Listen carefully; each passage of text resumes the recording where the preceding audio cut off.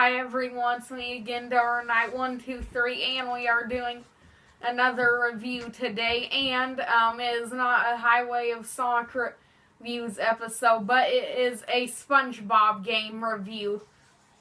And today we will be reviewing SpongeBob Plankton's Robotic Revenge. Now, first of all, I'm a huge SpongeBob fan. That's one of my favorite cartoons of all time. The only shows that beat are Powerpuff Girls, Courage the Cowardly Dog, and Ed, Edd and Eddy. Those are the only ones that beat SpongeBob.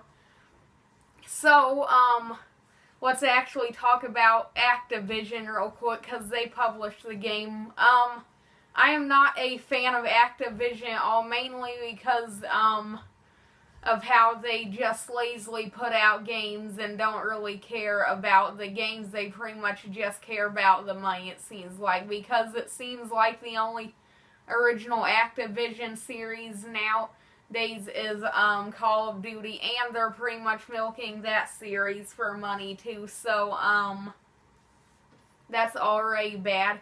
And then a bunch of Activision games are licensed games, and the only good ones are Spider-Man 1, 2, Ultimate Spider-Man, and then Spider-Man Web of Shadows.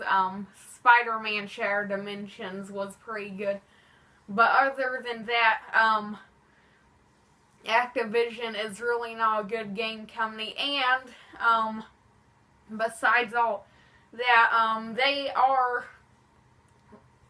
they were publishing SpongeBob games. They lost the licensing to the game series of SpongeBob, not the cartoon, of course, but like the game license they lost after just 2 games. And Activision also responsible for some Ninja Turtle games, to where the only acceptable Ninja Turtles games really were Mutants in Manhattan, which was mediocre, and Danger of the Ooze, which was mediocre. So, since we have all that out of the way, let's actually start talking about the game. First of all, we will be talking about this game real quick, but we are not heading right into the story. One thing that is extremely bad about this game is how awesome this looked, to where it looked like it was a sequel to Battle for Bikini Bottom, that Plankton had finally gotten superior robots, and it looked like it would be an awesome sequel for Battle for Bikini Bottom. It had an awesome trailer, well, until they showed the gameplay. But it looked decent enough, I guess, for Activision's first SpongeBob game.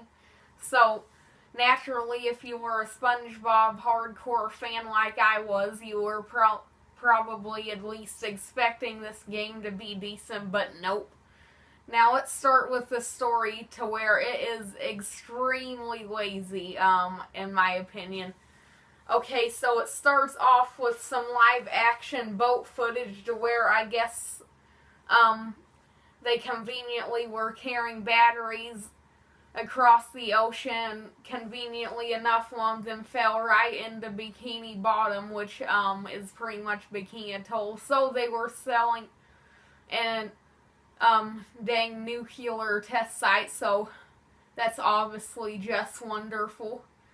But somehow the batteries survive going underwater, and Plankton finds them, which he uses to build a giant robot, then steals the Krabby Patty formula. But luckily you came up with a pretty simple plan that is not very creative. You basically just have to get all pieces of the Krabby Patty map, and that is basically it for the middle of the story. Just, you find the maps to where you would find clues to where the hidden formula would be, like the real hidden formula.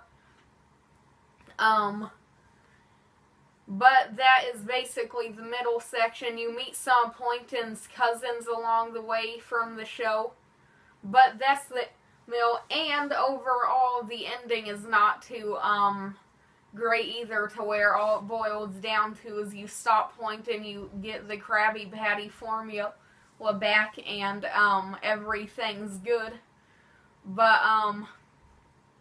you can see that the story is inspired in the ending, to where they straight up rip off the ending of Truth or Square, to where Mr. Krabs had the formula in his back pocket the entire time. So they didn't even come up with a completely original story, and the robots technically are borrowed slightly from Balfour Bikini Bomb. So it's for the story, it's not good. It's pretty uninspired and overall a pretty bad story.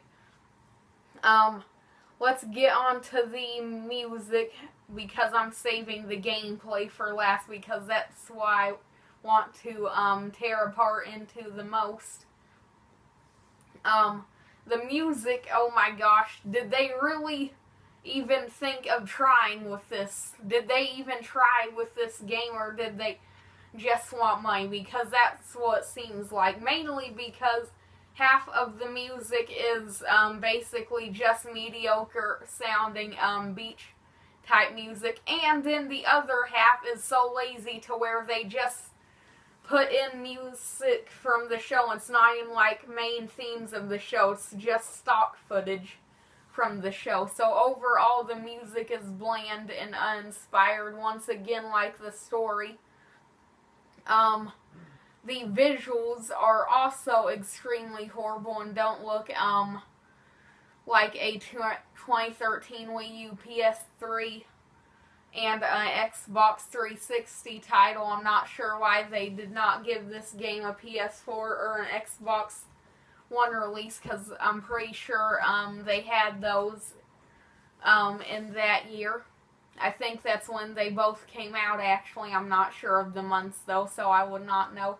But the visuals look horrendous in this game, to where the backgrounds are basically 2D, don't have very much detail into them. They're pretty bland. The models are not well rendered at all. They're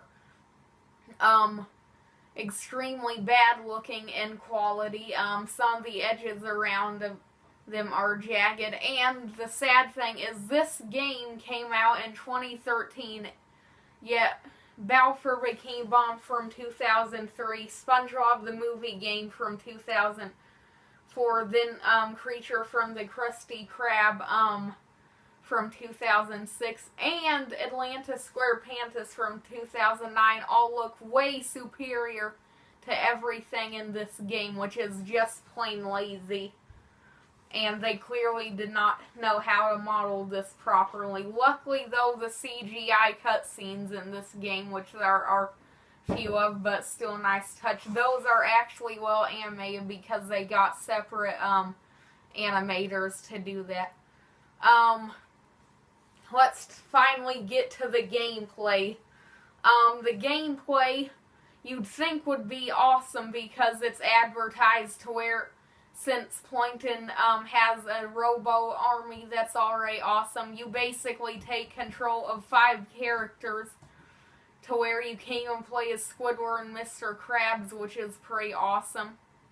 And then you can unlock all kinds of weapons and guns to shoot your way through a robot army by Plankton and get back a Krabby Patty formula. That sounds like an awesome concept, but they execute this so horrendously that you might as well not even bother with the gameplay, in my opinion. Or bother with the game at all, in my opinion. But the gameplay, let's talk about the melee first and platforming. The platforming in this game is pretty bad. It's extremely easy to do, and you can get through platforming sections without any problem. The game overall is easy, though. Then the melee is basically no changes through any characters, just slightly different fourth parts of the combo animations. It boils down for the melee to pretty much just mashing the X button to do a combo. The shooting is extremely lazy as well, to where you can easily upgrade a weapon and just breeze through the game, no problem, no deaths, and you can easily be in about 2 hours and 50 minutes, which is below 3 hours. And that's pretty bad. Plus, all the guns nearly feel the same. The only ones that change barely are the tartar sauce dispenser and the reef blower. Not to mention, the bosses are extremely lazy as well, to where they're basically all the same robot with slightly different designs and slightly different attack patterns, but that's about it. So overall, the gameplay is bad. Let's talk about the references. Now, I would usually not talk about this because this game is so lazy, and they didn't even give a crap like Heavy Irons would, to where they basically just want money. They don't care about the series, which is another problem.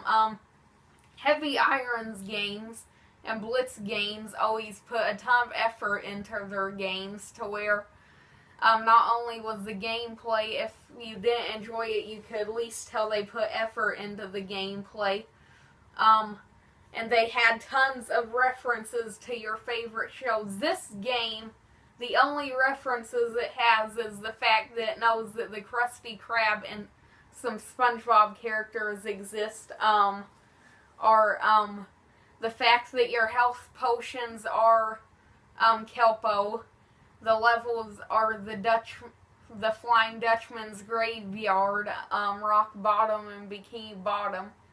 And the fact that the bosses are Planktons' cousins from the show. And that is literally about it. They didn't care about SpongeBob or anything. They pretty much just said, buy our stuff and you might like it or you might absolutely despise it. Plus, those levels I mentioned, Rock Bottom, Flying Dutchman's Graveyard, and Bikini Bottom, the only good-looking one in the entire game, or somewhat polished one, is Bikini Bottom, to where it's actually bright and colorful, because the others are dark and damp areas to where you don't even really care for the look of them. But that is overall the references, gameplay, music, and etc. So let's get on to the final rating of the game, which is a D+, mainly because the reason it's a D+ is because mainly the first couple levels, about first 2 levels, you actually might like it a little bit. But other than that, this game is just lazy, barely fun, not polished hardly, well, in visuals or music, and overall just a crappy experience. And the only weapon this interesting, this I know is out of place, guys, but real quick in the references part, I forgot to mention the reef blower. So those are all the references. But let's get on to the final, or dang it, I already said final score. Am I going crazy, guys? I already said it was a D+. So let's actually just say that this game, if you want to enjoy about the first 20 minutes of the game, maybe half an hour, I would recommend this if you're into pretty much just shooters, where it boils down to a couple combos that you can do, a couple platforming sections, and a couple shooter battles. This game might be alright for you, but not super great still. So that was the review of SpongeBob Plankton's Robotic Revenge. I would not recommend this game, especially if you're a hardcore SpongeBob fanatic and you've been watching it for a long time. If you were expecting anything for this game, your expectations will probably get rolled under a dang steamroller, flattened to death, and then spiked by Sonic the Hedgehog's quills. If you did like this review, guys, make sure to like, comment, subscribe, only if you want to, though. And in the comments, if you'd like, please tell me, what do you think of this game? What do you think of Activision? Do you think Heavy Iron Studios did better jobs with handling SpongeBob and Nickelodeon? But, that's about it. Thank you all for watching. I will see you in the next review. Darn Night 123 out.